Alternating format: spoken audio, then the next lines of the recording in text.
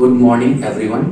Today we are going to discuss about the law of diminishing marginal utility. It is very important topic of the economics and basic of the economics. What is before understanding the law of diminishing marginal utility, we need to understand the what is utility. The want satisfying power of any commodity is termed as utility. किसी भी commodity की want satisfying power को ही हम लोग utility बोलते हैं। जैसे यहाँ पे ये बर्गर खाने वाला व्यक्ति बर्गर खा रहा है और बर्गर खाने से यूटिलिटी पूरी होती जा रही है। और हमें सबको पता है economics basically deal with the scarcity. हमारे प्रकृति में सभी चीजों की स्कैरसिटी है, उनको डील करने का सबसे प्रॉपर तरीका होता है इकोनॉमिक्स। अब हम लोग समझते हैं what are the various types of utility. There are two types of utility. First one is total utility, second one is the marginal utility. किसी भी कमोडिटी को कंज्यूम करने से जितना मैक्सिमम यूटिलिटी मिलती है उसको बोलते हैं टोटल यूटिलिटी। और एक कमोडिटी को यूज करने में, एक यूनिट को कंज्यूम करने के बाद दूसरी यूनिट को कंज्यूम करने के बीच के डिफरेंस को हम लोग बोलते हैं मार्जिनल यूटिलिटी।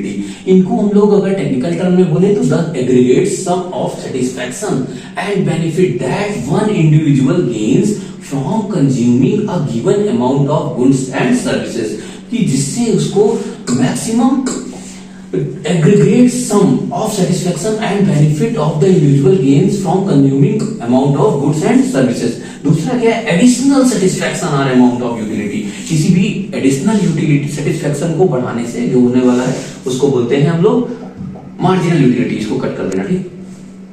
फिर what is the law of diminishing marginal utility? It is known as the Gossen's first law.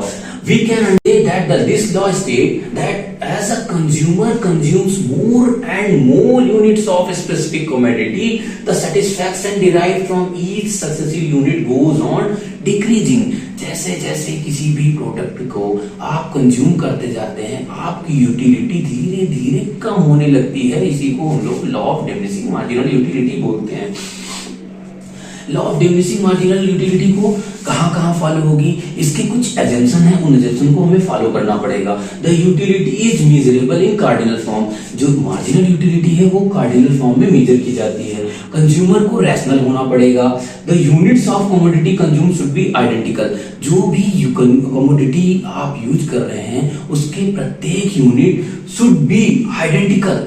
वो आइडेंटिकल होने चाहिए साइज में, टेस्ट में, उनकी फ्रेशनेस एक जैसी होनी चाहिए, उनकी मैच्योरिटी एक जैसी होनी चाहिए। The taste of consumer remains same, और कंज्यूमर का टेस्ट एक जैसा होना चाहिए। Income of consumer remain constant, और कंज्यूमर की इनकम भी कांस्टेंट होनी चाहिए।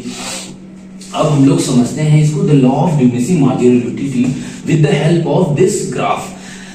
एक व्यक्ति नवयुवक, उसका नया विवाह होता है और वो अपने ससुराल जाता है, और ससुराल जाते ही उसको बहुत सारी रोटियां खाने, उसको भूख लगी होती है, उसको 5 रोटी खाने की आदत होती है। और जब उसको 5 रोटी खिलाई जाती है, पहली रोटी जब वो खाता है तो उसको टोटल यूटिलिटी मिलती है 10 की, और उसकी मार्जिनल यूटिलिटी हो जाती है 10। दूसरी रोटी खाता है तो उसको 18 यूटिलिटी टोटल हो जाती है, मार्जिनल हो जाती है 8, तीसरी में 24 और 6, चौथी में 28 और 4, पांचवी में 30 और 2। उसको 5 रोटी खाने की ही क्षमता है।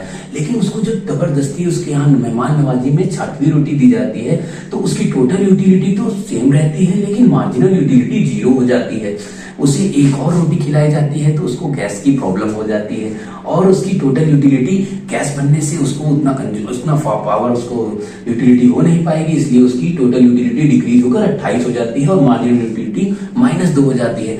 इसमें हम लोग देख सकते हैं साफ साफ कि हमारी मार्जिनल यूटिलिटी धीरे धीरे कम होती जा रही है, और धीरे से 0 और 0 से निगेटिव भी होती जा रही है। उधर दूसरी तरफ टोटल यूटिलिटी बढ़ती जा रही है, बढ़ती जा रही है, बढ़ती जा रही है, एक जगह पर कांस्टेंट होती है, फिर डिक्रीज होने लगती है।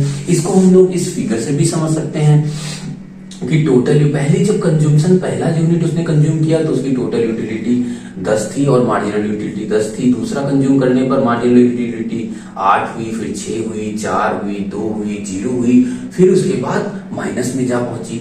ये है law of diminishing marginal utility. ये धीरे धीरे डिमिनिश होती जा रही है, धीरे धीरे कम होती जा रही है।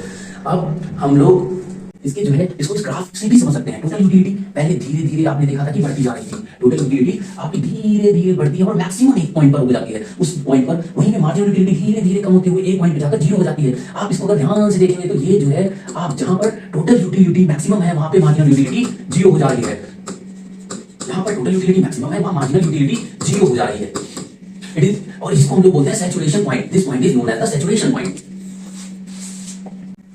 और अब हम लोग law of diminishing marginal utility के एक्सेप्शन को समझते हैं कि इसका कहां पे ये law of diminishing marginal utility fail कर जाता है। पहला है हॉबीज। अगर आपको किसी चीज की हॉबी है तो आपकी diminishing law of diminishing marginal utility वहां पर फेल हो जाएगी, क्योंकि आपकी हॉबी है, हॉबी आपको करना अच्छा लगता है। माइजरी या माइजर्स जो कंजूस होते हैं वो कंजूसी उनकी दिन ब दिन बढ़ती जाती है, वहां पे भी हमारी LMDU फेल हो जाता है। फिर जिसमें कुछ चीजों में अगर आपको एडिक्शन है, अगर किसी को शराब पीने की लत है तो उसकी भी law of diminishing marginal utility वहां पे फेल हो जाती है। पावर, मनी, इन सब जगह पर law of diminishing marginal utility हमारी फेल हो जाती है।